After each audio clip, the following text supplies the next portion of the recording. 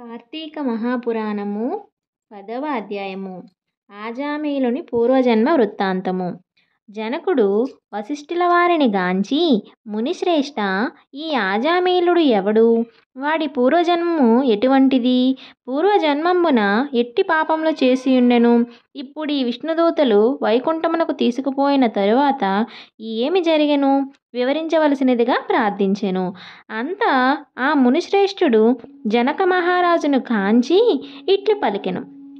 జనక, ఆజామీలుని విష్ణుదూతలు వైకుంఠమునకు తీసుకుపోయిన తరువాత యమకింకరులు తమ ప్రభువకు యమధర్మరాజు కడకేగి, ప్రభు, తమ ఆజ్ఞ ప్రకారము ఆజామీలుని తీసుకుని వచ్చుటకు వెళ్ళగా అచ్చటకు విష్ణుదూతలు కూడా వచ్చి మాతో వాదించి ఆజామీలుని విమానం ఎక్కించి వైకుంఠమునకు తీసుకుని పోయిరి. మేము చేయనది ఏమీ లేక చాలా విచారించుచు ఇచ్చటకు వచ్చినారము అని భయకంపితులై విన్నవించుకొనిరి. ఔరా, ఎంత పని జరిగెను! ఎప్పుడూ ఇట్టి విధముగా జరిగి ఉండలేదే. దేనికి బలమైన కారణం ఏదైనా ఉండి ఉండవచ్చును అని యముడు తన దివ్య దృష్టితో ఆజామీలుని పూర్వజన్మ వృత్తాంతము తెలుసుకొని, ఓహో, అది ఆ సంగతి. తన అవసాన కాలమున నారాయణ అని వైకుంఠవాసుని నామస్మరణ చేసి ఉండెను. అందులకు కాను విష్ణుదూతలు వచ్చి వానిని తీసుకుపోయిరి. తెలియక కానీ తెలిసి కానీ మృత్యు సమయమున హరినామస్మరణము ఎవరు చేయుదురో వారికి వైకుంఠ ప్రాప్తి తప్పక కలుగును. కనుక ఆజామీలునకు వైకుంఠ ప్రాప్తి కలిగెను కదా అని అనుకొనెను. ఆజామీలుడు పూర్వజన్మలో మహారాష్ట్ర దేశమున ఒకానొక శివాలయములో అర్చకుడిగా ఉండెను. అతడు తన అపురూపమైన అందం చేతను, సిరి సంపదల చేతను, బలము చేతను గర్విష్ఠి అయి, వ్యభిచారి అయి, శివారాధన చేయక, శివాలయం యొక్క ధనమును అపహరించుచు, శివుని విగ్రహము వద్ద ధూప దీప నైవేద్యములను పెట్టక, దుష్ట సావాసములను మరిగి విచ్చలవిడిగా తిరుగుచుండేవాడు. ఒక్కొక్కప్పుడు శివాలయంలో పరమేశ్వరునికి ఎదురుగా పాదములను చాచి పడుకుండేవాడు. ఇతనికి ఒక బీద బ్రాహ్మణ స్త్రీతో రహస్య సంబంధము ఉండేది. ఆమె కూడా అందమైనదొకటిచే చేయనది ఏమీ లేక ఆమె భర్త చూసి చూడనట్లు భిక్షాటనకై ఊరూరా తిరుగుచూ ఏదో ఒక వేళకు ఇంటికి వచ్చి కాలం గడుపుతూ ఉండేవాడు. ఒకనాడు పొరుగురికి వెళ్ళి యాచన చేసి పెద్ద మూటతో బియ్యము అలాగే కూరలు నెత్తిన తీసుకొని వచ్చి అలసిపోయి, నాకు ఈ రోజున ఆకలి మిక్కుటముగా ఉన్నది, త్వరగా వంట చేసి పెట్టుము అని భార్యతో అనెను. అందులకు ఆమె చేతరించుకొనుచు నిర్లక్ష్యముతో కాళ్ళు కడుక్కొనుటకు నీళ్లు కూడా ఇవ్వక, అతని వంక కన్నెత్తి అయినను చూడక, విటునిపై మనస్సు కలది అయి మగనిని తూలనాడట వలన భర్తకు కోపం వచ్చి మూలన ఉన్న కర్రతో బాధెను. అంతా ఆమె భర్త చేతి నుండి కర్ర లాగుకొని భర్తను రెండింతలు కొట్టి బయటకు త్రోసివేసి తలుపులు మూసేసింది. అతడు చేయనిది లేక భార్యపై విసుగు వచ్చుట వలన ఇక ఇంటి ముఖము పట్టరాదని తలపోసి దేశాటనకు వెడలిపోయాను. భర్త ఇంటి నుండి వెడలిపోయాను కదా అని సంతోషించి ఆమె ఆ రాత్రి బాగా ముస్తాబై వీధి అరుగుపై కూర్చొని ఉండగా ఒక చాకలివాడు ఆ దారిన పోవుతూ ఉండెను. అతనిని పిలిచి, ఓయ్, నీవీ రాత్రి నాతో రతిక్రీడ సలుపుటకు రమ్మని కోరెను. అంత నా చాకలి, తల్లి, నీవు బ్రాహ్మణ పడతివి, నేను నీచ కులస్థుడను, చాకలివాడిని, మరి ఈ విధముగా పిలుచుట యుక్తము కాదు తల్లి, నేను ఇట్టి పాపపు పనిని చేయజాలను అని బుద్ధి చెప్పి వెడలిపోయాను.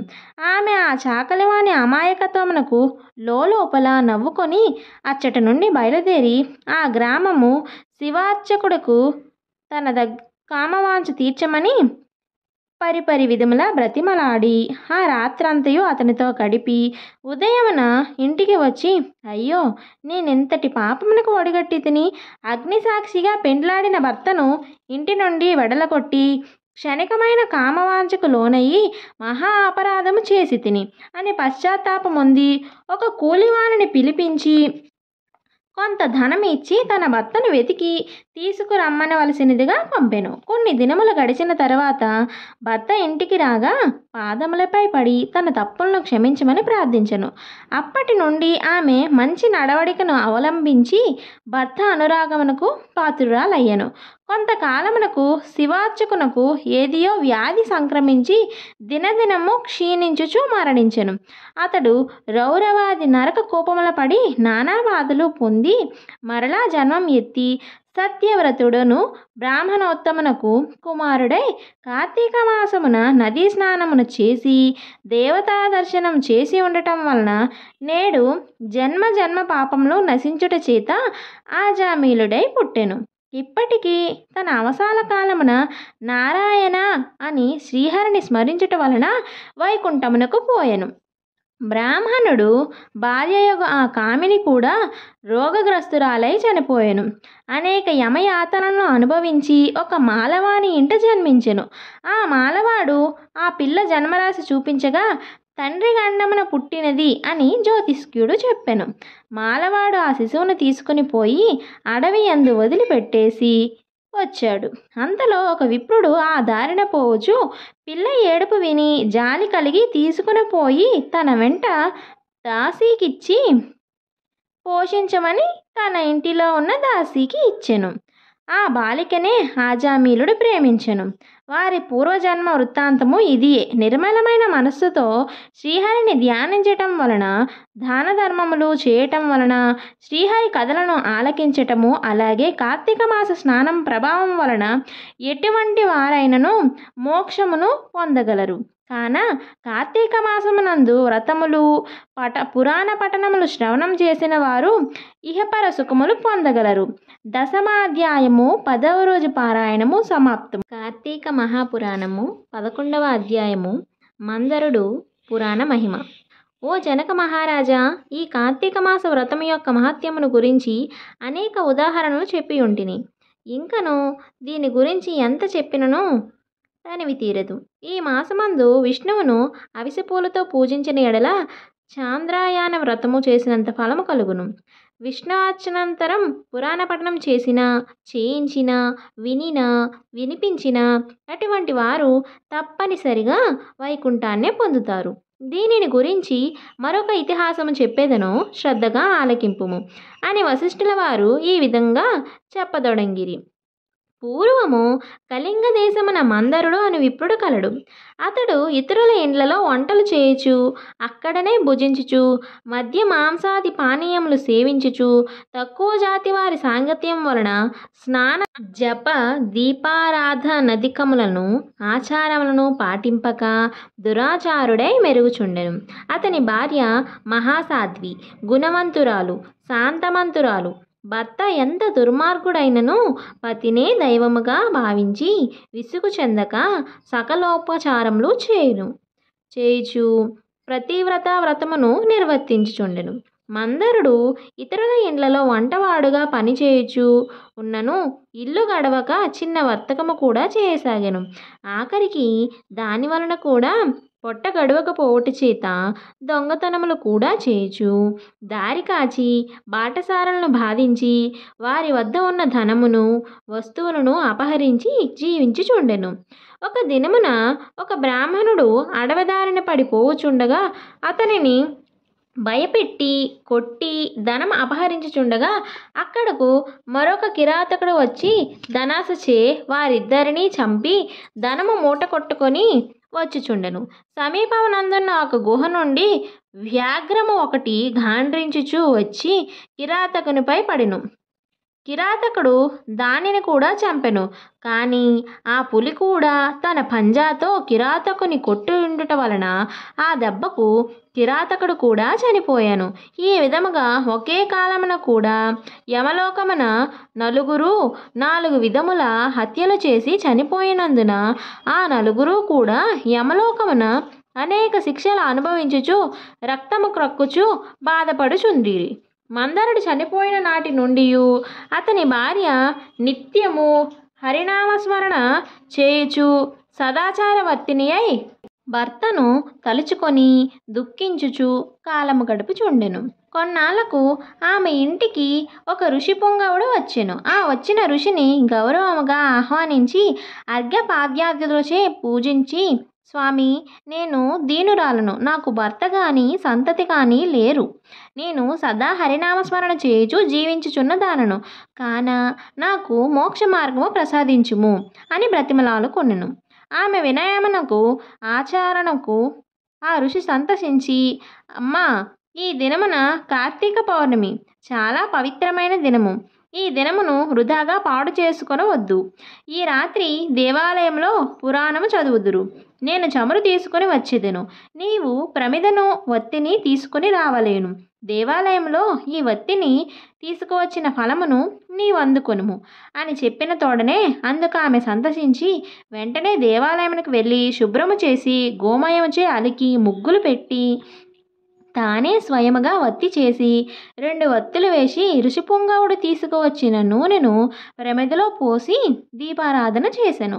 అటు తరువాత ఇంటికి వెళ్ళి తనకు కనిపించిన వారినెల్లా ఆ రోజు రాత్రి ఆలయమునందు జరుగు పురాణ కాలక్షేపమునకు రమ్మని చెప్పెను. ఆమె కూడా ఆ రాత్రంతయు పురాణము వినెను.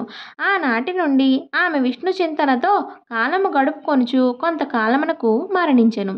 ఆమె పుణ్యాత్మరాలగట వల్ల విష్ణుదూతలు వచ్చి విమానం ఎక్కించి వైకుంఠమునకు తీసుకుని పోయారు. కానీ ఆమెకు పాపాత్ముడైన భర్తతో సావాసం వలన కొంచెము దోషం ఉండుట చేత మార్గమధ్యమమున యమలోకమునకు తీసుకుని పోయిరి. అచట నరకమందు మరి 3తో బాధపడుచున్న తన భర్తను చూచి, ఓ విష్ణుదూతలారా, నా భర్త మరి ఆ 3ను ఈ నరక బాధ పడుచున్నారు కాన నా అందు దయ ఉంచి వారిని ఉద్ధరింపుడు అని ప్రాధేయపడిను. అంత నా విష్ణుదూతలు, అమ్మా, నీ భర్త బ్రాహ్మణుడై ఉండియు స్నాన సంధ్యాదులు మరచి పాపాత్ముడైనాడు. 2వ వాడు కూడా బ్రాహ్మణుడైనను అతను కూడా ధనాశచే ప్రాణహితను చంపి ధనము అపహరించెను. 3వ వాడు వ్యాఘ్రము. 4వ వాడు పూర్వము ద్రవిడ దేశమున బ్రాహ్మణుడై జన్మించినను అనేక అత్యాచారములు చేసి 12 రోజున కూడా తైలలేపనమును మద్యభాంస భక్షణమును చేసినాడు కాన పాపాత్ముడైనాడు. అందుకే ఈ 4 నరకబాధలు పడుచున్నారు అని వారి చరిత్రలు చెప్పిరి. అందులకు ఆమె చాలా విచారించి, ఓ పుణ్యాత్ములారా, నా భర్తతో పాటు మిగిలిన 3ను కూడా ఉద్ధరింపండి అని ప్రార్థించగా అందులకు ఆ దూతలు, అమ్మా, కార్తీక శుద్ధ పౌర్ణమి నాడు నీవు వత్తి చేసిన ఫలమును వ్యాఘ్రమునకు, ప్రమిద ఫలమును కిరాతకమునకు, అలాగే పురాణము వినుట వలన కలిగిన ఫలము ఆ విప్రునకు దారపోసినచో వారికి మోక్షము కలుగును అని చెప్పగా అందులకు ఆమె అట్లే దారపోసెను. ఆ 4 కూడా కడకు వచ్చి విమానము వైకుంఠమునకు తీసుకుని వెళ్ళిరి. కావున ఓ రాజా, కార్తీక మాసమున పురాణం వినుట వలన దీపం వెలిగించుట వలన ఎట్టి ఫలము కలిగినో వింటివా అని వశిష్ఠుల వారు ఇట్లనిరి. ఏకాదశాధ్యాయము 11వ రోజు పారాయణము సమాప్తము. కార్తీక మహాపురాణము 12వ అధ్యాయము. ద్వాదశి ప్రశంస. ఓ మహారాజా, కార్తీక మాసమున కార్తీక సోమవారమున కార్తీక ద్వాదశి వ్రతమును గురించి సాలగ్రామపు మహిమలను గురించి వివరించెదను వినుము అని వశిష్ఠ మహాముని ఈ విధముగా తెలియజేసిరి. కార్తీక సోమవారం నాడు ఉదయమునే లేచి కాలకృత్యములు తీర్చుకొని నదికి వెళ్ళి స్నానం చేసి ఆచమనం చేయవలెను. తరువాత శక్తి కొలది బ్రాహ్మణునకు దానమిచ్చి ఆ రోజంతయు ఉపవాసము ఉండి సాయంకాలము శివాలయమునకు గాని విష్ణువాలయమునకు గాని వెళ్ళి దేవుని పూజించి నక్షత్ర దర్శనము చేసుకుని పిమ్మట భుజింపవలెను.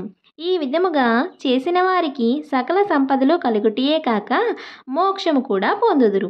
కార్తీక మాసంలో శని త్రయోదశి వచ్చిన ఎడల ఆ వ్రతమును ఆచరించినచో 100 రెట్లు ఫలితము కలుగును. కార్తీక శుద్ధ ఏకాదశి రోజున పూర్ణ ఉపవాసము ఉండి ఆ రాత్రి విష్ణువాలయమునకు వెళ్ళి శ్రీహరిని మనసారా ధ్యానించి శ్రీహరి సన్నిధిని పురాణ కాలక్షేపణం చేసి మరునాడు బ్రాహ్మణ సమారాధన చేసిన 1,000,000 యజ్ఞముల ఫలితము కలుగును.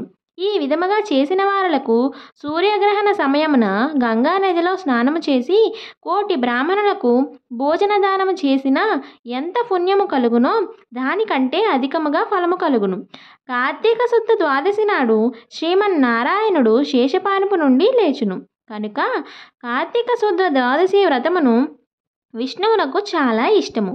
ఆ రోజున శ్రీమంతులు ఎవరైనా ఆవు కొమ్ములకు బంగారపు తొడుగులు తగిలించి ఆవు కాళ్లకు వెండి డెక్కలు తగిలించి దూడతో సహా బ్రాహ్మణులకు దానం ఇచ్చిన ఎడల ఆ ఆవు శరీరమందు ఎన్ని రోమములు కలవో అన్ని సంవత్సరములు ఇంద్రలోకములో స్వర్గము నందు సుఖములు అందుదురు.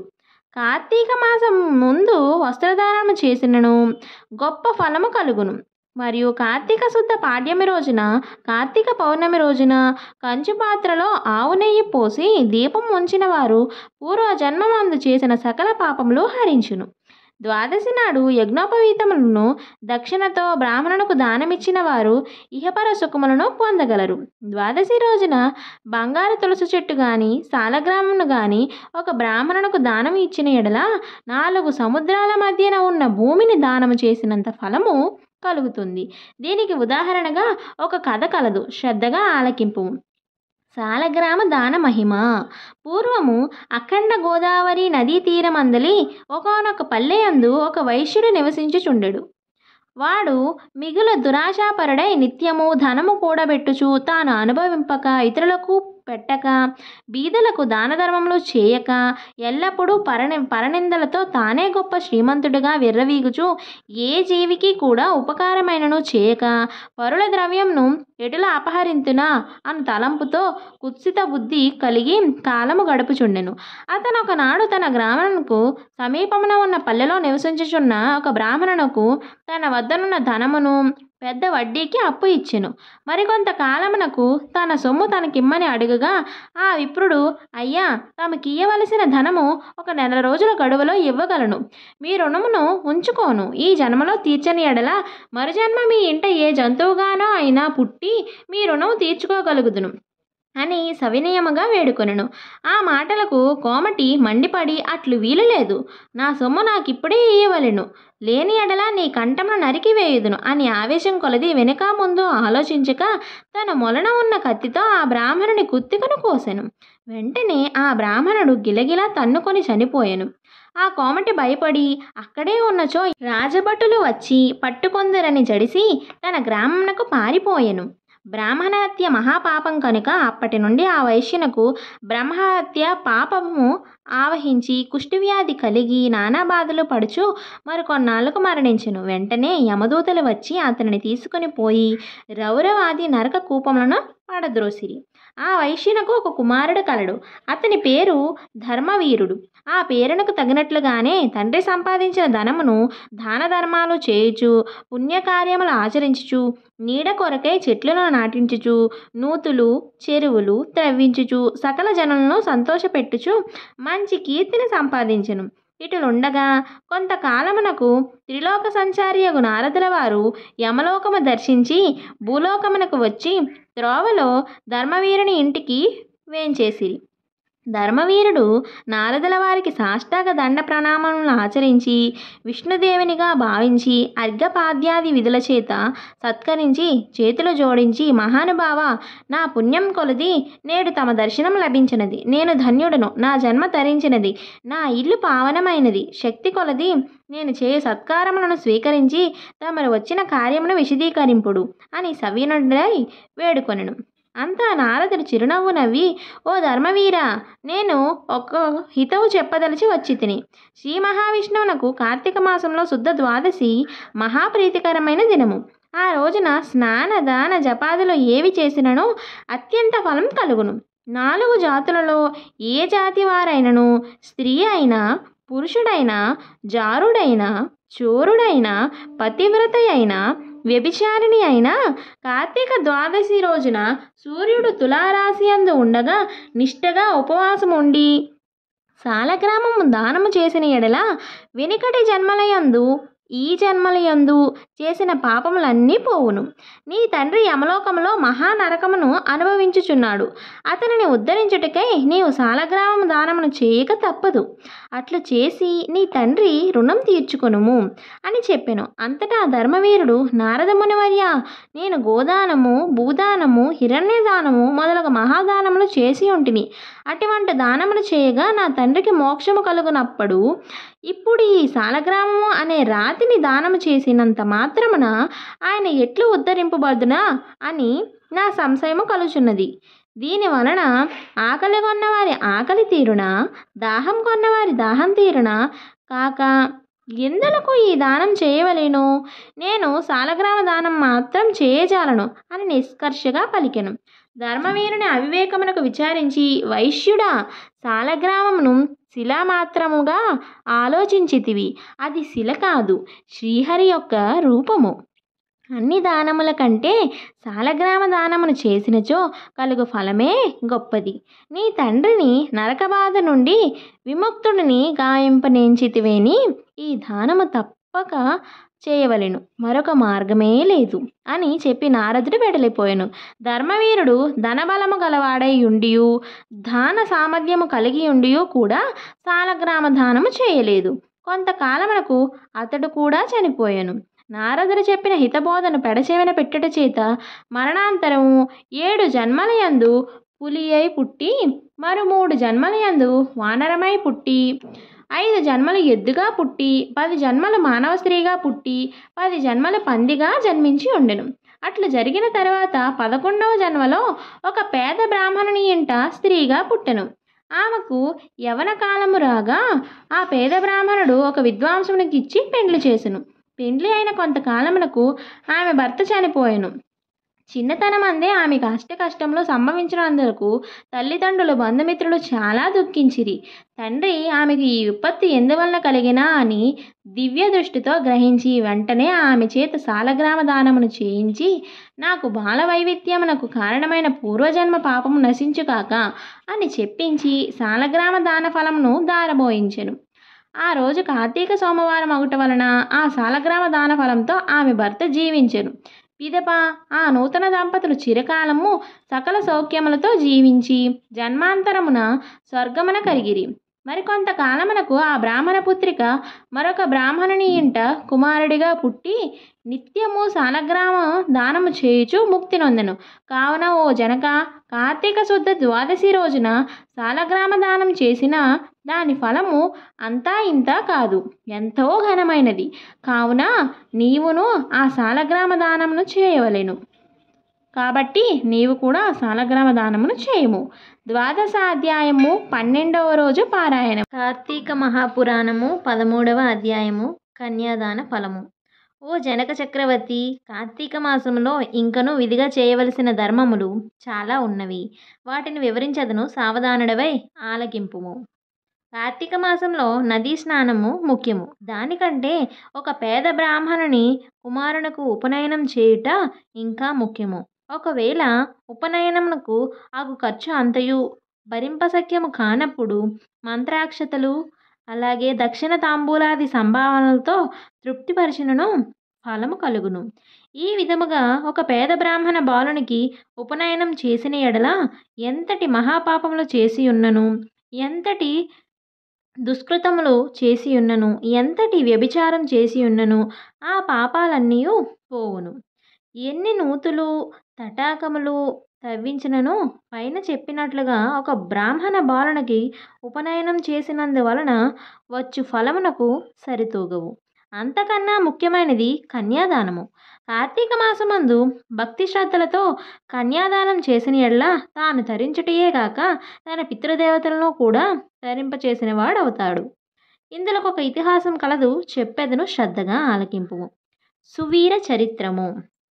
ద్వాపర యుగంలో వంగదేశంలో గొప్ప పరాక్రమవంతుడు శూరుడు అయిన సువీరుడు అను ఒక రాజు ఉండేవాడు. అతనికి రూపవతి అను భార్య కలదు. ఒకసారి సువీరుడు శత్రురాజులచే ఓడింపబడిన వాడయి భార్యతో అరణ్యమునకు పారిపోయి ధనహీనుడయి నర్మదా నదీ తీరం అందొక పర్ణశాలను నిర్మించుకొని కందమూల ఫలాదలను భక్షించుచు కాలము గడుపుచుండెను. కొన్ని రోజులకు అతని భార్య ఒక బాలికను కనెను. ఆ బిడ్డను అతిగారాభంతో పెంచుచుండిరి. క్షత్రియ వంశమందు జన్మించిన ఆ బాలికకు ఆహారాది సదుపాయములు సరిగా లేకపోయినప్పటికీ శుక్లపక్ష చంద్రుని వలె దినదినాభివృద్ధి నొందుచు అతిగారాభముతో పెరుగుచుండెను. ఆమె చూచురవారకు కనుల పండువగా ముద్దులకు మాటలతో చాలా ముచ్చటగా ఉండెను. దినముల గడిచిన కొలది బాలికకు నిండు యవన దశ వచ్చెను. ఒక దినము వానప్రస్థుని కుమారుడు ఆ బాలికను గాంచి ఆమె అందచందములకు పరవశుడై ఆ బాలికను తనకిచ్చి పెండ్లి చేయమని ఆ రాజును కోరెను. అందులకు ఆ రాజు, ఓ మునిపుత్ర, ప్రస్తుతము నేను కడు బీద పరిస్థితుల్లో ఉన్నాను. అష్టదరిద్రములో అనుభవించుచున్నాను. మా కష్టములు తొలగుటకు గాను నాకు కొంత ధనమిచ్చిన ఎడల నా కుమార్తెను ఇచ్చి పెండ్లి చేస్తాను అని చెప్పగా, తన చేతిలో రాగి పైసా అయినను లేకపోవటచే బాలికపై ఉన్న మక్కువతో ఆ మునికుమారుడు నర్మదా నదీ తీరమున కుబేరుని గూర్చి ఘోర తపమాచరించి కుబేరుని మెప్పించి ధనపాత్రను సంపాదించెను. రాజు ఆ పాత్రను పుచ్చుకొని సంతోషించి తన కుమార్తెను మునికుమారునికిచ్చి పెండ్లి చేసి నూతన దంపతులు ఇద్దరిని అత్తవారింటికి పంపెను. అటులా మునికుమారుడు భార్యను వెంట పెట్టుకుని వెళ్ళి తల్లిదండ్రులకు నమస్కరించి అంతవరకు జరిగిన వృత్తాంతమంతయు చెప్పి భార్యతో సుఖమును అనుభవించుచుండెను. సువీరుడు మునికుమారుడికిచ్చిన ధనపాత్రను తీసుకుని స్వేచ్ఛగా ఖర్చు పెట్టుచు భార్యతో సుఖంగా ఉండెను. అట్లా కొంతకాలం జరిగిన తరువాత ఆ రాజు భార్యామణి మరొక బాలికను కనెను. ఆ బిడ్డకు కూడా యుక్త వయసు రాగానే మరలా ఎవరికైనా ధనమునకు అమ్మవచ్చునన్న ఆశతో ఎదురు చూస్తూ ఉండేవాడు. ఒకానొక సాధుపుంగవుడు తపతీ నది తీరం నుండి నర్మదా నది తీరం వరకు స్నానార్థమై వచ్చుచు దారిలో ఉన్న సువీరుని కలుసుకొని, ఓయి, నీవెవడవు? నీ ముఖ వర్చస్సు చూడ రాజవంశమునందు జన్మించిన వానివలే ఉన్నావు. నీవి అరణ్యమందు భార్యాబిడ్డలతో నివసించుటకు కారణమేమి అని ప్రశ్నించగా, సువీరుడు, మహానుభావ, నేను వంగదేశమును ఏలుచుండెడి సువీరుడను రాజును. నా రాజ్యమును శత్రువులు ఆక్రమించుటచే భార్యా సమేతముగా ఈ అడవిలో నివసించుచున్నాను. దరిద్రము కంటే కష్టమేదియునూ లేదు, పుత్రశోకము కంటే గొప్ప దుఃఖము లేదు, అటులనే భార్యా వియోగము కంటే గొప్ప సంతాపము మరొకటి లేదు. అందుచే రాజ్యభ్రష్టుడిని అయినందున ఈ కారడవిలోనే సకుటుముగా బ్రతుకుచున్నాను. నాకు 2 కుమార్తెలు. అందులో మొదటి కుమార్తెను ఒక మునిపిత్రునికిచ్చి వాని వద్ద కొంత ధనం పుచ్చుకొంటిని. దానితోనే ఇంతవరకు కాలక్షేపం చేయుచున్నాను అని చెప్పగా, ఓ రాజా, నీవి ఎంతటి దరిద్రుడవైనను ధర్మసూక్ష్మములు ఆలోచింపక కన్యను అమ్ముకొంటివి. కన్యా విక్రయము మహాపాతకములలో ఒకటి. కన్యను విక్రయించిన వారు అసిపత్రవనము అను నరకమును అనుభవింతురు. ఆ ద్రవ్యంతో దేవముని పితృదేవత ప్రీత్యర్థమై ఏ వ్రతము చేసినను వారు నశింతురు. అదియునూ కాక కన్యా విక్రయము చేసిన వారికి పితృదేవతలు పుత్ర సంతతి కలగకుండా శపిస్తారు. అటులనే కన్యను ధనమిచ్చి కొని పెండ్లాడిన వారు చేయు గృహస్థ ధర్మములు వ్యర్థమొకటియే కాక అతడు మహానరకమును అనుభవించును. కన్యా విక్రయము చేసిన వారికి ఎట్టి ప్రాయశ్చితము లేదని పెద్దలు వ్యాఖ్యానించియే ఉన్నారు. కావున రాబోయే కార్తీక మాసంన నీ 2వ కుమార్తెను నీ శక్తి కొలది బంగారు ఆభరణములతో అలంకరించి సదాచార సంపన్నునకు ధర్మబుద్ధి గలవానికి కన్యాదానము చేయము.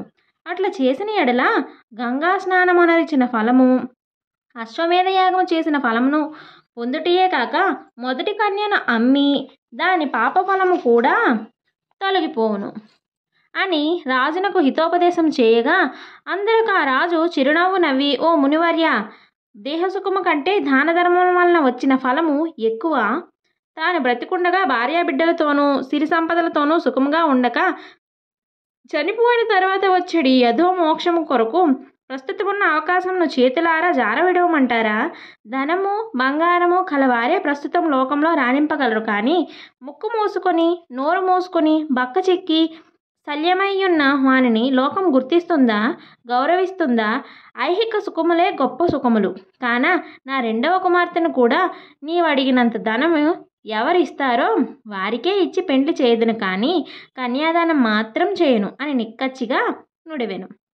ఆ మాటలకు సన్యాసి ఆశ్చర్యపడి తన దారిన తాను వెడలిపోయెను. మరికొన్ని దినములకు సువీరుడు మరణించెను. వెంటనే యమభటులు వచ్చి వారిని తీసుకుని పోయి యమలోకములో అసిపత్రవనము అను మహా నరక భాగమున పడవేసి అనేక విధముల బాధించిరి. సువీరుని పూర్వీకుడైన శతుకీర్తి అను రాజు ధర్మయుక్తంగా ప్రజలను పాలించి ధర్మాత్ముడై మృతి చెందిన పిమ్మట స్వర్గమందు సర్వసుఖమును అనుభవించుచుండెను. సువీరుడు చేసిన కన్యా విక్రయం వలన ఆ శృతకీర్తి కూడా యమకింకరుల పాశములతో బంధించి స్వర్గం నుండి నరకమునకు తీసుకుని వచ్చిరి. అంతటా శృతకీర్తి, నేనెవరినంత వరకు ఇతరులకు ఉపకారము చేసి దాన ధర్మాదులు యజ్ఞయాగాదులు అనర్చి ఉన్నాను.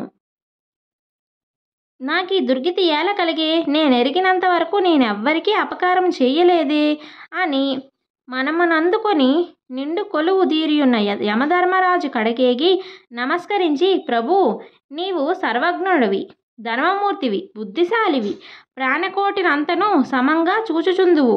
నేనెన్నడూ ఏ పాపము చేసి ఉండలేదు. నన్ను స్వర్గలోకము నుండి నరకమునకు తోడ్కొని వచ్చుటకు కారణమేమి? సెలవివ్వండి అని ప్రాధేయపడెను. అంత యమధర్మరాజు శృతకీర్తిని గాంచి, శృతకీర్తి, నువ్వు న్యాయమూర్తివి, ధర్మజ్ఞుడవు, నీవెటువంటి దురాచారము చేసి ఉండలేదు. అయిననేమి, నీ వంశీయుడగు సువీరుడు తన జ్యేష్ఠ పుత్రికను ధనమునకు ఆశించి అమ్ముకొనెను. కన్యను అమ్ముకునే వారి పూర్వీకులు ఇటు 3 తరముల వారు అటు 3 తరముల వారును వారెంతటి పుణ్యపురుషులైనను నరకమును అనుభవించుటయే కాక నీచ జన్మలు ఎత్తవలసి ఉండును. నీవు పుణ్యాత్ముడవనియు ధర్మాత్ముడవనియు నేనెరుగుదును. కాన నీకొక ఉపాయము చెప్పెదను. నీ వంశీయుడకు సువీరునకు మరి ఒక కుమార్తె కలదు. ఆమె నర్మదా నదీ తీరాన తన తల్లి వద్ద పెరుగుచున్నది. నా ఆశీర్వాదం వలన నీవు మానవ శరీరం దాల్చి అచ్చటకు పోయి ఆ కన్యను వేద పండితుడును శీలవంతుడును అగు ఒక విప్రునకు కార్తీక మాసమున సాలంకృతముగా కన్యాదానము చేయించుము. అట్లా చేసిన ఎడల నీవు, నీ పూర్వీకులు, సువీరుడు, నీ పితృగణములు కూడా సర్వలోకమునకు ఎగుదురు. కార్తీక మాసంలో సాలంకృత కన్యాదానము చేసినవాడు మహాపుణ్యాత్ముడగును. పుత్రికా సంతానము లేనివారు తమ ద్రవ్యములతో కన్యాదానం చేసినను లేక విధి విధానముగా ఆబోధనకు వివాహం అనర్చినను కన్యాదాన ఫలము అబ్బును. కనుక నీవు వెంటనే భూలోకమునకేగి నేను తెలిపినట్లు చేసితవేని ఆ ధర్మకార్యము వలన నీ పితృగృహము తరింతురు. పోయిరమ్ము అని పలికెను.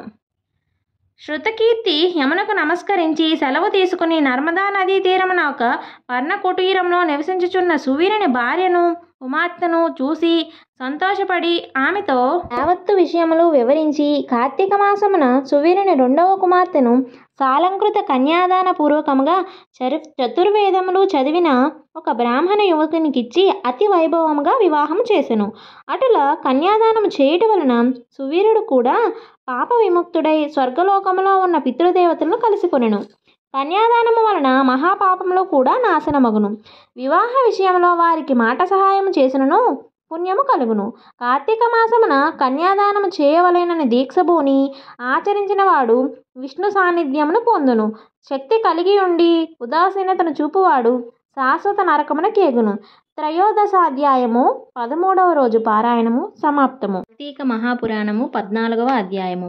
ఆబోతును అచ్చువోసి వదులుట. మరలా వశిష్ఠుల వారు జనకుని దగ్గరగా కూర్చుండబెట్టుకుని కార్తీక మాస మహత్యమును గురించి తనకు తెలిసిన సర్వ విషయములు చెప్పవలెనను కుతూహలంతో ఇట్లు చెప్పదొడంగిరి. ఓ రాజా, కార్తీక పౌర్ణమి రోజున పితృప్రీతిగా పురుషోత్సర్జనము చేయుట, శివలింగ సాలగ్రామములను దానము చేయుట, ఉసిరికాయలు దక్షిణతో దానము చేయుట మొదలగు పుణ్యకార్యముల వలన వెనుకటి జన్మమందు చేసిన సమస్త పాపములను నశింపచేసుకొందురు. వారికి 1,000,000 యాగములు చేసిన ఫలము ద్రక్కును. ప్రతి మనుజుని పితృదేవతలను తమ వంశమందు ఎవ్వరు ఆబోతునకు అచ్చు వేసి వదులుదురో అని ఎదురు చూచుచూ ఉందురు.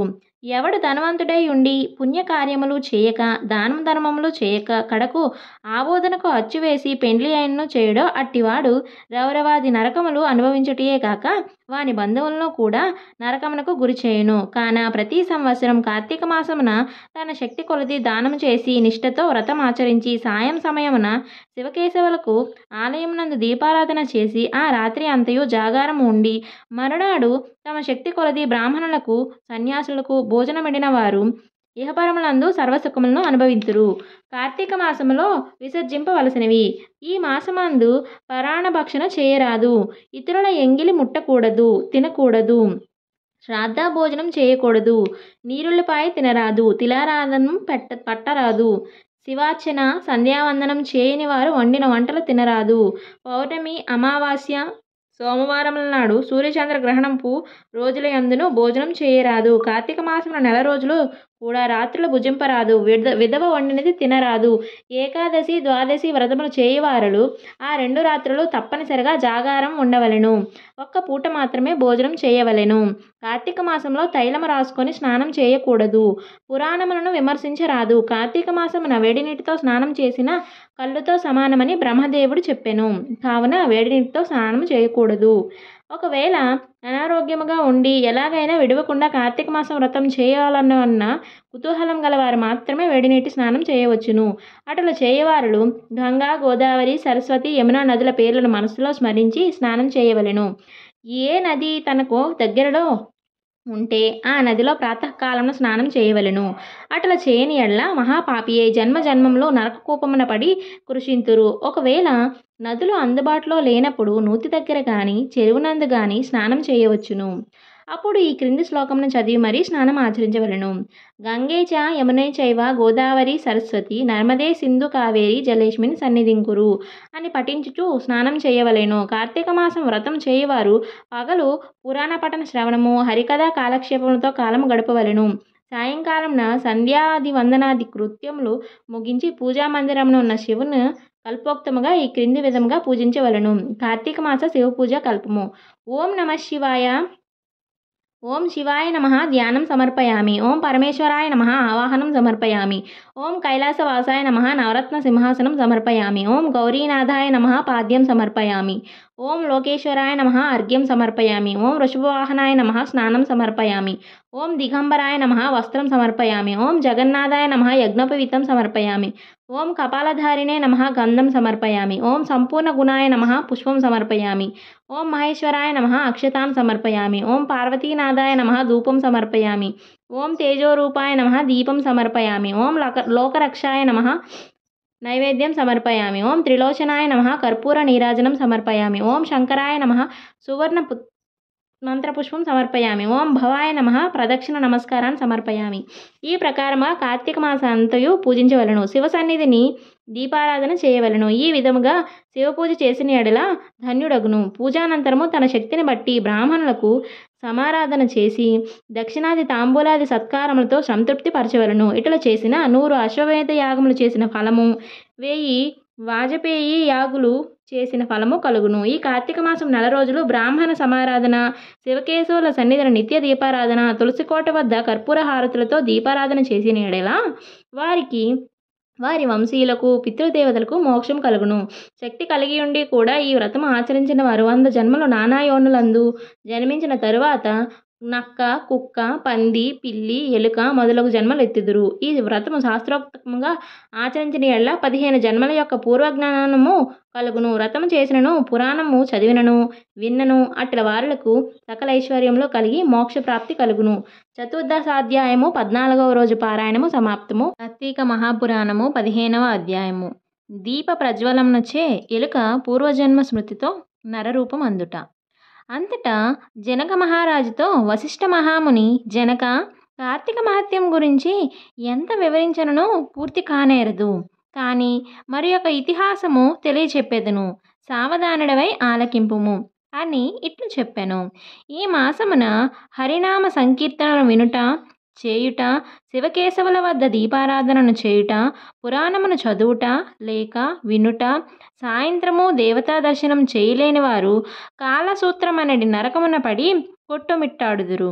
కార్తీక శుద్ధ ద్వాదశి దినమున మనసారా శ్రీహరిని పూజించిన వారికి అక్షయ పుణ్యము కలుగును. శ్రీమన్నారాయణుని గంధ పుష్ప అక్షతలతో పూజించి ధూప దీప నైవేద్యములు ఇచ్చిన ఎడల విశేష ఫలము పొందగలరు. ఈ విధముగా నెల రోజులు విడవక చేసిన ఎడల అట్టివారు దేవదుందుబులు మ్రోగుచుండగా విమానమెక్కి వైకుంఠమునకు పోవుదురు. నెల రోజులు చేయలేని వారు కార్తీక శుద్ధ త్రయోదశి, చతుర్దశి, పూర్ణిమ రోజులందైనా నిష్ఠతో పూజలు చేసి ఆవు నేతితో దీపం ఉంచవలెను. ఈ మహాకార్తీకంలో ఆవు పాలు పితికినంతసేపు మాత్రం దీపం ఉంచిన ఎడల మరు జన్మలో బ్రాహ్మణుడిగా జన్మించును. ఇతరులు ఉంచిన దీపము ఎగత్రోసి వృద్ధి చేసిన ఎడల లేక ఆరిపోయిన దీపమును వెలిగించినను అట్టి వారల సమస్త పాపములు హరించును. అందులకు ఒక కథ కలదు, వినుము అని వశిష్ఠుల వారు ఇట్లా చెప్పుచున్నారు. సరస్వతీ నదీ తీరమున శిథిలమైన దేవాలయం ఒకటి కలదు. కర్మనిష్ఠుడనే దయార్థ హృదయుడగు ఒక యోగి పుంగవుడు ఆ దేవాలయము వద్దకు వచ్చి కార్తీక మాసమంతయు అచటనే గడిపి పురాణ పఠనం చే తలంపురాగా ఆ పాడుబడి ఉన్న దేవాలయంను శుభ్రంగా ఊడ్చి నీళ్లతో కడిగి బొట్లు పెట్టి పక్క గ్రామంకు వెళ్ళి ప్రమిదలు తెచ్చి దూదితో ఒత్తులు చేసి 12 దీపములుంచి స్వామిని పూజించుచు నిష్ఠతో పురాణము చదువుతుండెను. ఈ విధముగా కార్తీక మాసము ప్రారంభం నుండి చేయుచుండెను. ఒక రోజున ఒక మూషికము ఆ దేవాలయంలో ప్రవేశించి నలుమూలలు వెతికి తినడానికి ఏమీ దొరకనందున అక్కడ ఆరిపోయి ఉన్న ఒత్తిని తినవలసిందేనని అనుకొని నోట కరుచుకొని ప్రక్కనున్న దీపం వద్ద ఆగెను.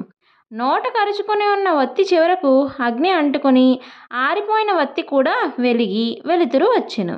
అది కార్తీక మాసం ఒకటి వలనను శివాలయంలో ఆరిపోయిన ఒత్తి ఈ ఎలుక వల్ల వెలుగుటచే దాని పాపములు హరించుకుపోయి పుణ్యము కలిగినందున వెంటనే దాని రూపం మారి మానవ రూపంలో నిలబడెను.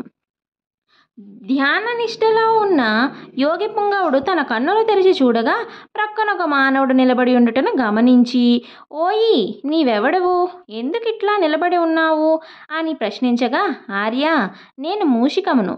రాత్రి నేను ఆహారమును వెతుక్కుంటూ ఈ దేవాలయంలోనికి ప్రవేశించి ఇక్కడ కూడా ఏమీ దొరకనందున నెయ్యి వాసనలతో నిండి ఉండి ఆరిపోయిన ఒత్తిని తినవలెనని దానిని నోట కరిచి ప్రక్కన ఉన్న దీపం చెంత నిలబడి ఉండగా నా అదృష్టము కొలది ఆ ఒత్తి వెలుగుటచే నా పాపములు పోయినందున కాబోలు వెంటనే పూర్వజన్మము నాకు తిరిగి వచ్చింది.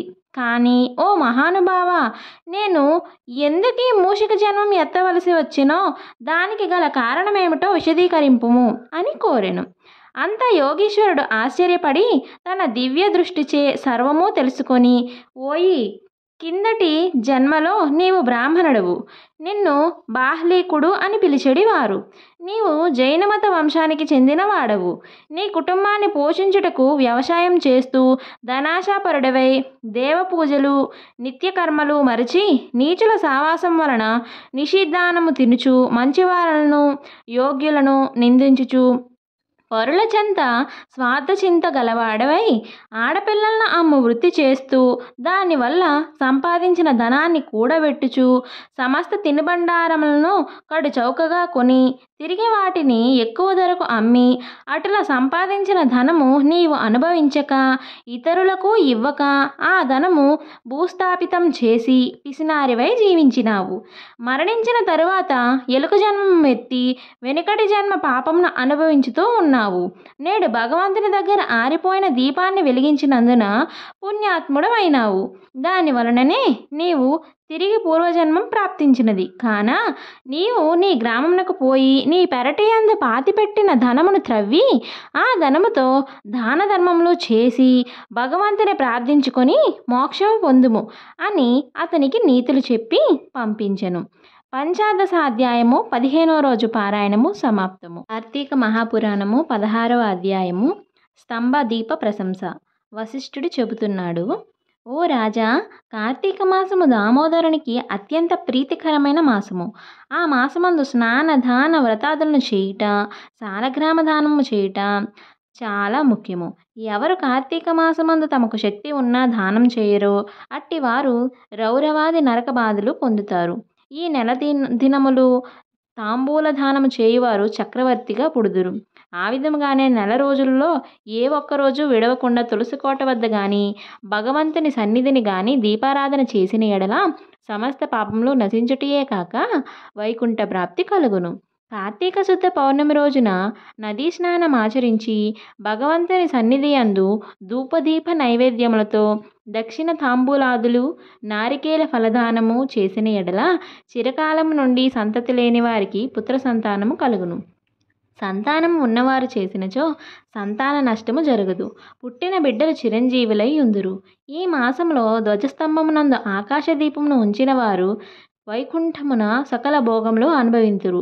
కార్తీక మాసం అంతయు ఆకాశదీపము గాని స్తంభదీపము గాని ఉంచి నమస్కరించిన స్త్రీ పురుషులకు సకల ఐశ్వర్యములు కలిగి వారి జీవితం ఆనందదాయకమగును. ఆకాశదీపము పెట్టువారు సాలిధాన్యం గాని నువ్వులు గాని ప్రమిద అడుగున పోసి దీపం ఉంచవలెను. దీపము పెట్టడానికి శక్తి ఉండి కూడా దీపం పెట్టని వారును లేక దీపం పెట్టువారిని పరిహాసమాడువారును చుంచు జన్మ ఎత్తుదురు. ఇందులో ఒక కథ కలదు, చెప్పేదని వినుము. దీపస్తంభము విప్రుడగుట. ఋషులలో అగ్రగణ్యుడు పేరొందిన మాతంగ మహాముని ఒకచోట ఆశ్రమాన్ని ఏర్పరచుకొని దానికి దగ్గరలో ఒక విష్ణు మందిరాన్ని కూడా నిర్మించుకొని నిత్యము పూజలు చేయుచుండెను. కార్తీక మాసములో ఆ ఆశ్రమం చుట్టుప్రక్కల మునులు కూడా వచ్చి పూజలు చేయుచుండిరి.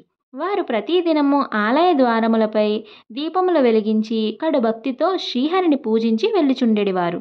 ఒకనాడు ఆ మునులలో ఒక వృద్ధుడు తక్కిన మునులను చూచి, ఓ సిద్ధులారా, కార్తీక మాసంలో హరిహరాదుల ప్రీతి కొరకు స్తంభదీపము ఉంచినచో వైకుంఠ ప్రాప్తి కలుగుతుందని మనకందరకు తెలిసిన విషయమే కదా. రేపు కార్తీక శుద్ధ పౌర్ణమి. హరిహరాదుల ప్రీతి కొరకు ఈ ఆలయానికి ఎదురుగా ఒక స్తంభము పాతి దానిపై దీపమును పెట్టుదము.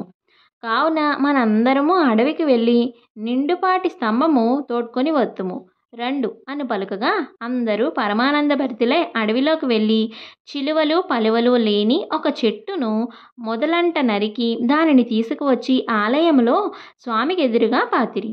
దానిపై సాలిధాన్యము ఉంచి ఆవు నేతితో నింపిన పాత్రను దానిపై పెట్టి అందులో ఒత్తి వేసి వెలిగించిరి. పిమ్మట వారందరూ కూర్చుండి పురాణ పఠనము చేయుచుండగా ఫెలఫెలమను శబ్దము వినిపించి అటు చూడగా వారి పాతిన స్తంభము ముక్కలై పడి దీపము ఆరిపోయి చల్లా చెదురై పడి ఉండెను.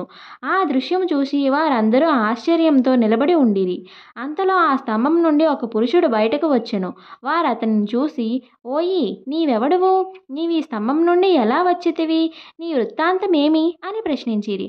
అంత ఆ పురుషుడు వారందరికీ నమస్కరించి, పుణ్యాత్ములారా, నేను క్రిందటి జన్మమందు బ్రాహ్మణుడును, ఒక జమీందారుడును.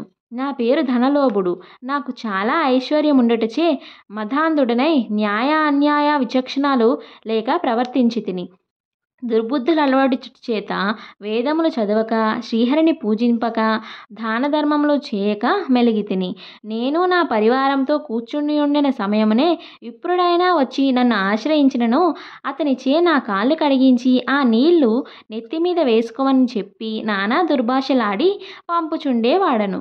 నేను ఉన్న స్థానము పై కూర్చుండి అతిథులను నేలపై కూర్చుండుడని చెప్పేడివాడను.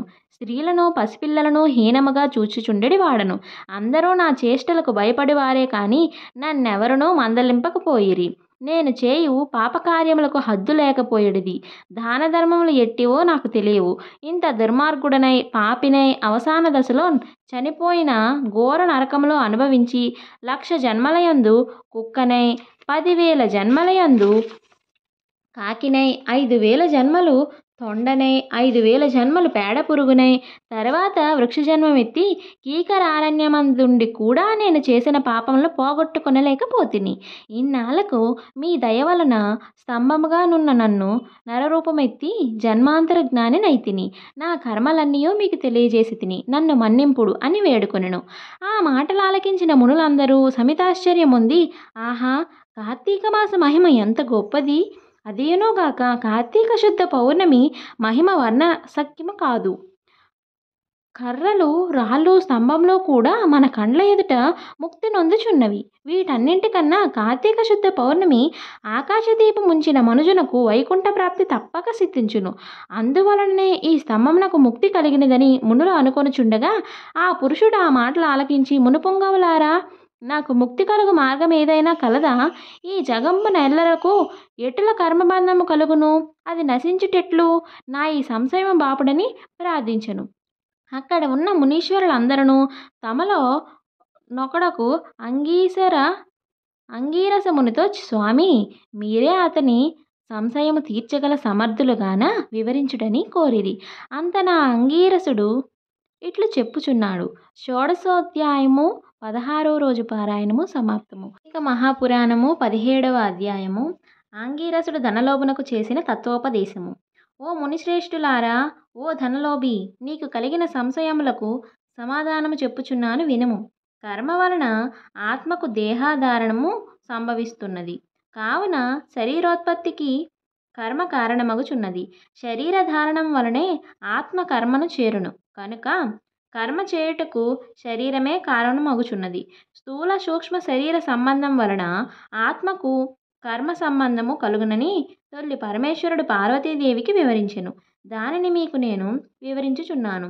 ఆత్మ అనగా ఈ శరీరమును అహం కారణంగా ఆవరించి వ్యవహరించుచున్నది అని ఆంగీరసుడు చెప్పగా, ఓ మునీంద్ర, నేనింతవరకు ఈ దేహమే ఆత్మయని భావించుచుంటిని. కనుక ఇంకను వివరముగా చెప్పబడిన వాక్యార్థ జ్ఞానమునకు పాదార్థ జ్ఞానము కారణమగుచుండును. కాన అహం బ్రహ్మ అను వాక్యార్థమును గురించి నాకు తెలియజేయండి అని ధనలోభుడు కోరెను. అప్పుడు ధనలోభునితో అంగీరసుడు ఇట్లనియే, ఈ దేహము అంతఃకరణ వృత్తికి సాక్షియే. నేను, నాది అని చెప్పబడు జీవాత్మయే అహం అను శబ్దము.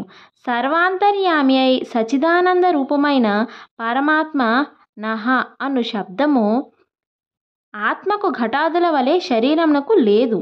ఆ ఆత్మ సచిదానంద స్వరూపము. బుద్ధి సాక్షి, జ్ఞానరూపి, శరీరేంద్రియములు మొదలగు వాని వ్యాపారమునందు వర్తింపచేసి వాని కంటే వేరుగా ఉన్నదై ఎల్లప్పుడూ ఒకే రీతిని ప్రకాశించుచుండునదే ఆత్మ అనబడును. నేను అనినది శరీరేంద్రియాలలో ఒకటి కాదని తెలుసుకొనుము. ఆ దేహేంద్రియాదులన్నింటినీ ఏది ప్రకాశింపచేయునో అదియే నేను అని నిశ్చయము. అందుచేతే అస్థిరములకు శరీరేంద్రియాలు కూడా నామరూపంబుతో ఉండి నశించియే నవియేగాక ఇట్టి దేహమునకు జగత్స్వప్న సుషుప్తావస్థలు స్థూల సూక్ష్మాకార శరీరంబులను మూడింటి అందును నేను, నాది అని వ్యవహరించేదియే ఆత్మ అని గ్రహించుకొనుము. ఇనుము సూదంటు రాయిని అంటిపెట్టుకుని తిరుగునట్ల శరీర ఇంద్రియాలు దేనిని ఆశ్రయించి తిరుగుచుండునో అదే ఆత్మ. అట్లే అవి ఆత్మ వలన తమ పనిని చేయును. నిద్రలో శరీరేంద్రియాలు సంబంధం లేక గాఢలో నిద్రపోయి మేల్కొన్న తర్వాత నేను సుఖనిద్రపోతిని, సుఖంగా ఉంది అనుకొనున్నదియే ఆత్మ. దీపము గాజు బుడ్డిలో ఉండి ఆ గాజును ప్రకాశింపచేయునట్లే ఆత్మ కూడా దేహేంద్రియాలను ప్రకాశింపచేయుచున్నది. ఆత్మ పరమాత్మ స్వరూపమగుట వలన దానికి దారాపుత్రాదులు ఇష్టమగుచున్నారు. అట్టి విశేష ప్రేమాస్పదమగు వస్తువేదో అదియే పరమాత్మయని గ్రహింపుము. తత్వమసి మొదలైన వాక్యమందలి త్వం అను పదమునకు కించిత్ జ్ఞాత్వాది విశిష్టమందు జీవాత్మయని అర్థం. తత్ అను పదమునకు సర్వజ్ఞ దిగుణత్వ విశిష్టమైన సచ్చిదానంద స్వరూపమని అర్థము. తత్వమసి అనేది జీవాత్మ పరమాత్మముల ఏకత్వమును బోధించును. ఈ రీతిగా సర్వజ్ఞత్వాది ధర్మములను వదిలివేయగా సచ్చిదానంద రూపమొక్కటియే నిలుచును. అదియే ఆత్మ. దేహ లక్షణము ఉండుట, జన్మించుట, పెరుగుట, క్షీణించుట, చచ్చుట మొదలగు 6 భాగములు శరీరానికే కానీ ఆత్మకు లేవు. జ్ఞానానంద స్వరూపమే పూర్ణత్వము గలది. వేదములలో దేనికి సర్వజ్ఞత్వము, ఉపదేశము, సంపూర్ణత్వము నిరూపించబడి ఉన్నదో అది ఏ ఆత్మ. ఒక కుండను చూసి అది మట్టితో చేసినదే అని ఏ విధముగా గ్రహింతుమో అటులనే ఒక దేహాంతర్యామియగు జీవాత్మ పరమాత్మ అని తెలుసుకొనుము. జీవులచే కర్మఫలమును అనుభవింపజేసేవాడు పరమేశ్వరుడనియు జీవుల కర్మఫలమును అనుభవింతురని తెలుసుకొనుము. అందువలన మానవుడు గుణసంపత్తు గలవాడై గురు శుశ్రూష నొనర్చి సంసార సంబంధముగు ఆశలన్నీ విడిచి విముక్తిని పొందవలయును. మంచి పనులు తలచిన చిత్తశుద్ధియు దాని వలన భక్తి జ్ఞాన వైరాగ్యములు కలిగి ముక్తి పొందును. అందువలన సత్కర్మానుష్ఠానము చేయవలెను. మంచి పనులు చేసినా గాని ముక్తి లభించును అని అంగీరసుడు చెప్పగా ధనలోభుడు నమస్కరించి ఇట్లనెను. సప్తాదశాధ్యాయము 17వ రోజు పారాయణము సమాప్తము. కార్తీక మహాపురాణము 18వ అధ్యాయము. సత్కర్మానుష్ఠాన ఫలప్రభావము. ఓ మునిచంద్ర, మీ దర్శనము వలన ధన్యుడనైతిని. సంశయములు తీరునట్లు జ్ఞానోపదేశము చేసితిరి. నేటి నుండి మీ శిష్యుడనైతిని. తండ్రి గురువు అన్న దైవం సమస్తము మీరే. నా పూర్వ పుణ్య ఫలితములనే కదా మీ బోటి పుణ్యపురుషులు సాంగత్యము తటస్థించెను. లేనిచో నేను మహాపాపినయి మహారణ్యములో ఒక ముద్దుబారిన చెట్టునై ఉండగా తమ కృప వలననే నాకు మోక్షము కలిగినది కదా. మీ దర్శన భాగ్యము లేని ఎడల ఈ కీకరారణ్యములో తరతరాలుగా చెట్టు రూపమున ఉండవలసినదే కదా. అట్టి నేనెక్కడ, మీ దర్శన భాగ్యం ఎక్కడ, నాకు సద్గతి ఎక్కడ, పుణ్యఫల ప్రదాయగు ఈ కార్తీక మాసం ఎక్కడ, పాపాత్ముడనగు నేనెక్కడ, ఈ విష్ణవాలయమునందు ప్రవేశించుట ఎక్కడ? ఇవి అన్నెను దైవిక మగుట వలన తప్ప మరొకటి కాదు. కాన నన్ను తమ శిష్యునిగా పరిగ్రహించి సత్కర్మలను మానవుడెట్లా అనుసరించవలేనో దాని ఫలమెట్టిదో విశదీకరింపుడు అని ప్రార్థించెను.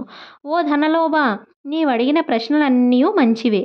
అవి అందరికీ ఉపయోగార్థమైనట్టివి. కాన వివరించదను, శ్రద్ధగా ఆలకింపుము. ప్రతి మనుజుడు ఈ శరీరమే సుస్థిరమని నమ్మి జ్ఞానశూన్యుడగుచున్నాడు. ఈ వేదము శరీరమునకే కాని ఆత్మకు లేదు. అట్టి ఆత్మజ్ఞానము కలుగుటకే సత్కర్మలు చేయవలనని సకల శాస్త్రములు ఘోషించుచున్నవి. సత్కర్మను ఆచరించి వాటి ఫలము పరమేశ్వరార్పితమొనరించిన జ్ఞానము కలుగును. మానవుడు ఏ జాతివాడో ఎటువంటి కర్మలు ఆచరింపవలనో తెలుసుకొని అటువంటివి ఆచరింపవలెను. బ్రాహ్మణుడు అరుణోదయ స్నానము చేయక సత్కర్మలను ఆచరించినను వ్యర్థమగును. అటులనే కార్తీక మాసమందు సూర్యభగవానుడు తులారాశిలో ప్రవేశించుండగాను, వైశాఖ మాసంలో సూర్యుడు మేషరాశిలో ప్రవేశించుండగాను, మాఘమాసంలో సూర్యుడు మకర రాశి అందు ఉండగాను, అనగా ఈ 3 మాసములందైనను తప్పక నదిలో ప్రాతకాల స్నానము చేయవలెను. అటుల స్నానము ఆచరించి దేవతార్చన చేసిన ఎడల తప్పక వైకుంఠ ప్రాప్తి కలుగును. సూర్యచంద్ర గ్రహణ సమయములందును తదితర పుణ్యదినములందు స్నానము చేయవచ్చు. ప్రాతకాలమున స్నానం చేసిన మనుజుడు సంధ్యావందనము సూర్య నమస్కారములు చేయవలెను. అట్లు ఆచరించని వాడు కర్మభ్రష్టుడగును. కార్తీక మాసమునందు అరుణోదయ స్నానం ఆచరించిన వారికి చతుర్విధ పురుషార్థములు సిద్ధించును. కార్తీక మాసంతో సమానమైన మాసము, వేదములతో సరితూగు శాస్త్రము, గంగా గోదావరి నదులకు సమానమైన తీర్థములు, బ్రాహ్మణుకు సమానమైన జాతియు, భార్యతో సరితూగు సుఖమును, ధర్మంతో సమానమైన మిత్రుడను, శ్రీహరితో సమానమైన దేవుడును లేడని తెలుసుకొనుడు.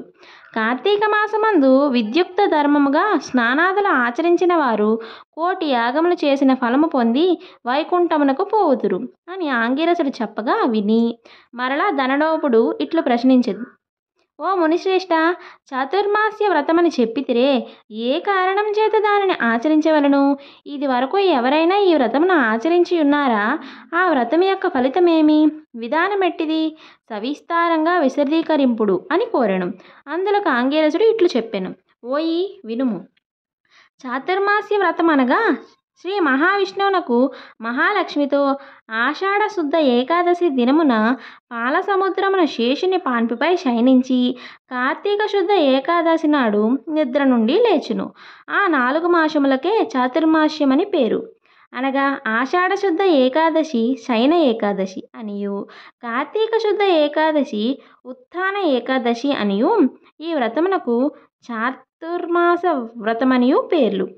ఈ 4 మాసములలో శ్రీహరి ప్రీతి కొరకు స్నాన దాన జప తపాది సత్కార్యాలు చేసినచో పుణ్యఫలము కలుగును. ఈ సంగతి శ్రీ మహావిష్ణువు వలన తెలుసుకొంటిని, కానీ ఆ సంగతులు నీకు తెలియజేయుచున్నాను. తొల్లి కృతయుగమున శ్రీ వైకుంఠమునందు గరుడ గంధర్వాది దేవతల చేత వేదముల చేత సేవింపబడుచున్న శ్రీ నారాయణుడు లక్ష్మీదేవి సమేతుడై సింహాసమున కూర్చుని ఉండగా ఆ సమయమున నారద మహర్షి వచ్చి పద్మనేత్రుండను చతుర్బాహుండను కోటు సూర్య ప్రకాశమానుండను అగు శ్రీమన్నారాయణునకు నమస్కరించి ముకులిత హస్తాలతో నిలబడి ఉండెను. అంతా శ్రీహరి నారదుని గాంచి ఏమీ తెలియని వాని వలె మందహాసముతో ఇట్లనెను, నారదా, నీవు క్షేమమే కదా? త్రిలోక సంచారమైన నీకు తెలియని విషయములు లేవు. మహామునుల సత్కర్మానుష్ఠానంలో ఎట్టి విఘ్నములు లేక సాగుచున్నవా? మానవులందరూ వారికి విధింపబడిన ధర్మములు ఆచరించుచున్నారా? ప్రపంచముననే అరిష్టములు లేక ఉన్నవి కదా అని కుశల ప్రశ్నలు అడిగెను. అంతా నారదుడు శ్రీహరికి ఆదిలక్ష్మికి నమస్కరించి, ఓ దేవా, ఈ జగంబున నీ వెరుగని విషయములు ఏవియూ లేవు. అయినను నీవు నన్ను వచింపమనుటయే విన్నవించుచుంటిని. ప్రపంచమున కొందరు మనుష్యులు మునులు కూడా తమకు విధించిన కర్మలను నిర్వర్తించుటలేదు. వారెట్లు ముక్తులు అందగలరో ఎరుగలేకున్నాను. కొందరు భుజింపకూడని పదార్థములు భుజించుచున్నారు. కొందరు పుణ్యవ్రతములు చేయుచు అవి పూర్తి కాక మునిపే మధ్యలో మానివేయుచున్నారు. కొందరు సదాచారులుగా, మరికొందరు అహంకార సహితులుగా పరనిందా పారాయణలుగా జీవించుచున్నారు. అట్టి వారిని సత్కృపతో పుణ్యాత్మనొనర్చి రక్షింపమని ప్రార్థించెను. జగన్నాటక సూత్రధారుడు అయిన శ్రీమన్నారాయణుడు కలవరపడి లక్ష్మీదేవితో గరుడ గంధర్వాది దేవతలతో వేల కొలది మహర్షులున్న భూలోకానికి వచ్చి ముసలి బ్రాహ్మణ రూపంతో ఒంటరిగా తిరుగుచుండెను. ప్రపంచమంతయు తన దయావలోకమున వీక్షించి రక్షించుచున్న దామోదరుడు ప్రాణుల భక్తి శ్రద్ధలను పరీక్షించుచుండెను. పుణ్యక్షేత్రములు, పుణ్య నదులు, పుణ్య ఆశ్రమములు తిరుగుచుండెను. ఆ విధముగా తిరుగుచున్న భగవంతుని గాంచి కొందరి ముసలివాడని ఎగతాళి చేయుచుండిరి. కొందరు ఈ ముసలివానితో మనకేమి పని అని ఊరుకుండిరి. కొందరు గర్విష్ఠులైరి, మరికొందరు కామముక్తులై శ్రీహరిని కన్నెత్తి ఆయనను చూడకుండిరి. వీరందరినీ భక్తవాత్సలుడగు శ్రీహరి గాంచి వీరినెట్లు తరింపచేదునా అని ఆలోచించుచు ముసలి బ్రాహ్మణ రూపమును విడిచి శంఖచక్ర గద పద్మ కౌస్తుభ వనమాలధ్యాలంకారుతుడై నిజ రూపమును ధరించి లక్ష్మీదేవి తోడను భక్తుల తోడను మునిజన ప్రీతికరమగు నైమిషారణ్యమునకు వెడలెను. ఆ వనమందు తపస్సు చేసుకొనుచున్న మునిపుంగవులు స్వయముగా తమ ఆశ్రమంలో కరుదించిన సచ్చిదానంద స్వరూపుడగు శ్రీమన్నారాయణుని దర్శించి భక్తి శ్రద్ధలతో ప్రణమిల్లి అంజలి ఘటించి ఆది దైవములకు లక్ష్మీనారాయణునిట్లు స్తోత్రము గావించిరి. శాంతాకారం భుజగశయనం పద్మనాభం సురేశం విశ్వాకారం గగన సదృశం మేఘవర్ణం శుభాంగం లక్ష్మీకాంతం కమలనయనం యోగి హృద్యానగమ్యం వందే విష్ణుం భవభయహరం సర్వలోకైకనాథం. అష్టాదశాధ్యాయము 18వ రోజు పారాయణము సమాప్తము. కార్తీక మహాపురాణము 19వ అధ్యాయము. చాతుర్మాసస్య వ్రత ప్రభావ నిరూపణ.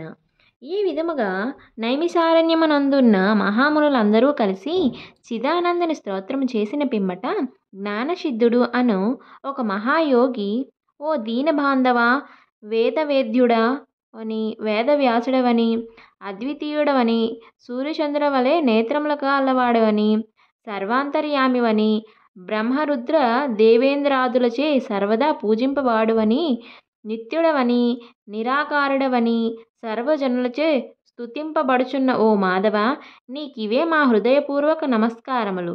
సకల ప్రాణికోటికి ఆధారభూతుడవగు ఓ నందనందన, మా స్వాగతములు స్వీకరింపుము. నీ దర్శన భాగ్యం వలన మేము, మా ఆశ్రమములు, మా నివాస స్థలములు అన్నీ పవిత్రములైనవి. ఓ దయామయ, మేమీ సంసార బంధము నుండి బయటపడలేకుంటిమి, మమ్ముద్ధరింపుము. మానవుడెన్ని పురాణములు చదివినా, ఎన్ని శాస్త్రములు విన్నా నీ దివ్య దర్శనము బడయజాలడు. నీ భక్తులకు మాత్రమే నీవు దృగ్గోచరుడు వగుదువు. ఓ గజేంద్ర రక్షక, ఉపేంద్ర, శ్రీధర, హృషికేశ నన్ను కాపాడుము అని మైమరచి స్తోత్రం చేయగా శ్రీహరి చిరునవ్వు నవ్వి, జ్ఞానసిద్ధ, నీ స్తోత్ర వచనమునకు నేనెంతయూ సంతసించి తిని, నీకిష్టం వచ్చిన వరమును కోరుకొనుము అని పలికెను. అంత జ్ఞానసిద్ధుడు, ప్రద్యుమ్న, నేనీ సంసార సాగరం నుండి విముక్తుడను కాలేక శ్లేష్మమున పడిన ఈగవలే కొట్టుకొనుచున్నాను. కనుక నీ పాదపద్మములపై నా ధ్యానముండునటులా అనుగ్రహింపుము, మరి ఏదియూ నాకు అక్కరలేదు అని వేడుకొనెను. అంత శ్రీమన్నారాయణుడు, ఓ జ్ఞానసిద్ధుడా, నీ కోరిక ప్రకారము అటులనే వరమిచ్చి తిని, అదియునుగాక మరొక వరం కూడా కోరుకొనుము, ఇచ్చెదను. ఈ లోకమందు అనేక మంది దురాచారులై బుద్ధిహీనులై అనేక పాపకార్యములు చేయుచున్నారు. అట్టి వారల పాపముల పోవుటకై ఒక వ్రతము కల్పించుచున్నాను. ఆ వ్రతమును సర్వజనులు ఆచరించవచ్చును. సావధానుడవై ఆలకింపుము. నేను ఆషాఢశుద్ధ దశమి రోజున లక్ష్మీదేవి సహితముగా పాలసముద్రమున శేషపయ్యపై పవలింతును. తిరిగి కార్తీక మాసమున శుద్ధ ద్వాదశి వరకు చాతుర్మాస్యమని పేరు. ఈ కాలంలో చేయు వ్రతములు నాకు మిక్కిలి ప్రీతికరము. ఈ వ్రతము చేయువారులకు సకల పాపములు నశించి నా సన్నిధికి వత్తురు. ఈ చాతుర్మాస్యములందు వ్రతములు చేయని వారు నరక కోపమున పడుదురు. ఇతరుల చేత కూడా ఆచరింప చేయవలెను. దీని మహత్యమును తెలిసియుండియు వ్రతము చేయని వారికి బ్రహ్మహత్య చేసినంత పాపము కలుగును. వ్రతము చేసిన వారికి జన్మ, జర, వ్యాధుల వలన కలుగు బాధలు ఉండవు.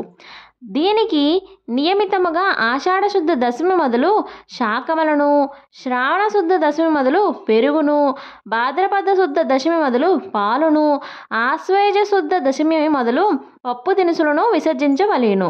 నా యందు భక్తి గలవారిని పరీక్షించుటకే నేనిట్లు నిద్రావ్యాజ్యమున శయనింతును.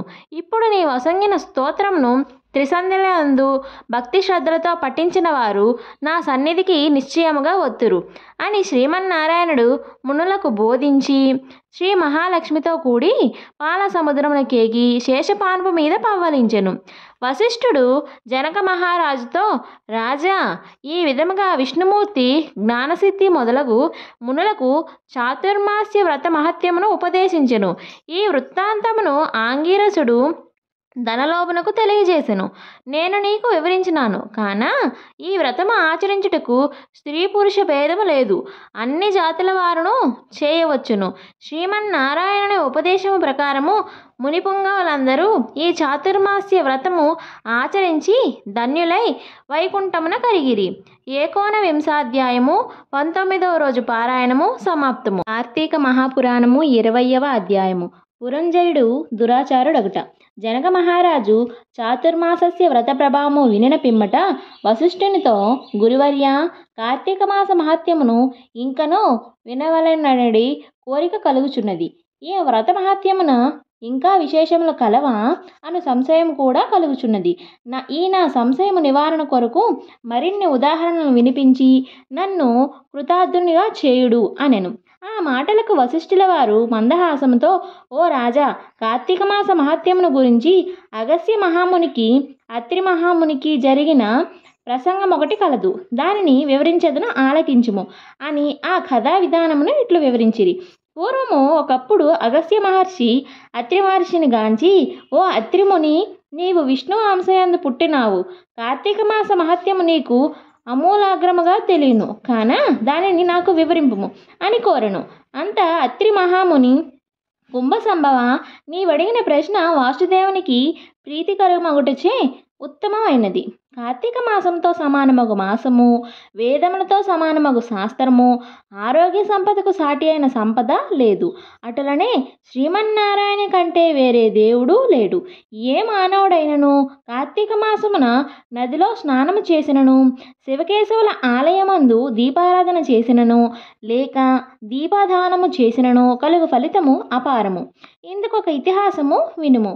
త్రేతాయుగమున పూరంజయుడు అను సూర్యవంశపు రాజు అయోధ్య నగరమును రాజధానిగా చేసుకుని రాజ్యమేలుచుండెను. అతడు సమస్త శాస్త్రములు చదివి పట్టాభిషిక్తుడై న్యాయముగా రాజ్యపాలన చేసెను. ప్రజలకు ఎట్టి ఆపదలు రాకుండా పాలించుచుండెను. అట్లుండగా కొంతకాలమునకు పురంజయుడు అమిత ధనాశ చేత రాజ్యాధికార గర్వము చేతను జ్ఞానహీనుడై దుష్టబుద్ధి గలవాడై దయాదాక్షిణ్యములు లేక దేవబ్రాహ్మణ మాన్యములను లాగుకొని పరమలోభి అయి చోరులను చేరదీసి వారిచే దొంగతనములు దోపిడీలు చేయించుచు దొంగలు కొల్లగొట్టుకొని వచ్చిన ధనముతో సగము వాటా తీసుకొని ప్రజలను భీతావహలను చేయుచుండెను. ఇటుల కొంతకాలము జరుగుగా అతని దౌష్ట్యములు నలుదిక్కులా వ్యాపించెను. ఈ వార్త కాంబోజ, టెంకన, కొంకణ, కళింగాది రాజుల చెవిలో పడినది. వారు తమలో తాము ఆలోచించుకొని కాంబోజ రాజును నాయకునిగా చేసుకొని రథ గజ తురగ పదాతి సైన్య బలాన్వితులై రహస్య మార్గము వెంట వచ్చి అయోధ్య నగరమును ముట్టడించి నలువైపులా శిబిరములను నిర్మించి నగరమును దిగ్బంధము చేసి యుద్ధమునకు సిద్ధపడిరి. అయోధ్య నగరమును ముట్టడించిన సంగతి చారుల వలన తెలుసుకొనిన పురంజయుడు తాను కూడా సర్వసన్నద్ధుడై ఉండెను.